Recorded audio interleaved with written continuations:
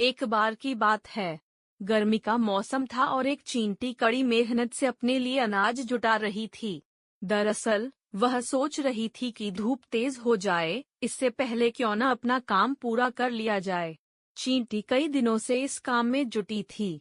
वह रोजाना खेत से उठाकर दाने अपने बिल में जमा करती थी। वहीं पास में ही एक टिड्डा फुदक रहा था।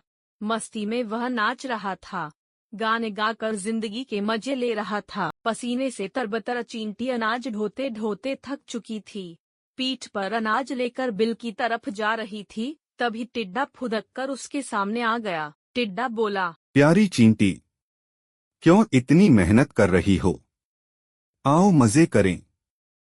चींटी ने टिड्डे को नजरअंदाज किया और खेत से उठाकर एक एक दाना अपने बिल में जमा करती रही। मस्ती में डूबा टिड्डा चींटी को देखकर हंसता और मजाक उड़ाता। उछलकर उसके रास्ते में आकर कहता, प्यारी चींटी, आओ मेरा गाना सुनो। कितना बढ़िया मौसम है। ठंडी हवा चल रही, सुनहरी धूप है।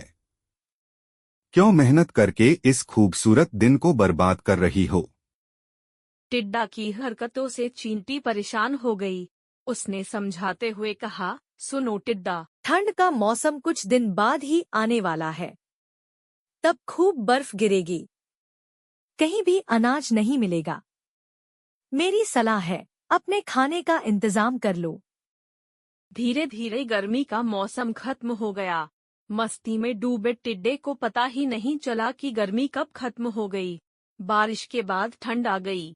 कोहरे और बर्फबारी की वजह से बमुश्किल सूरज के दर्शन हो रहे थे।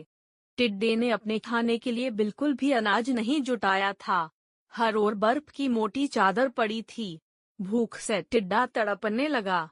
टिड्डे के पास बर्फबारी और ठंड से बचने का भी इंतजाम नहीं था। तभी उसकी नजर चींटी पर पड़ी। अपनी बिल में चींटी मजे से जमा किए हुए अनाज खा रही थी। तब टिड्डे को एहसास हुआ कि समय को बर्बाद करने का उसे फल मिल चुका है। भूख और ठंड से तड़पते टिड्डे की फिर चींटी ने मदद की। खाने के लिए उसे कुछ अनाज दिए। चींटी ने ठंड से बचने के लिए खूब घास फूस जुटाए थे।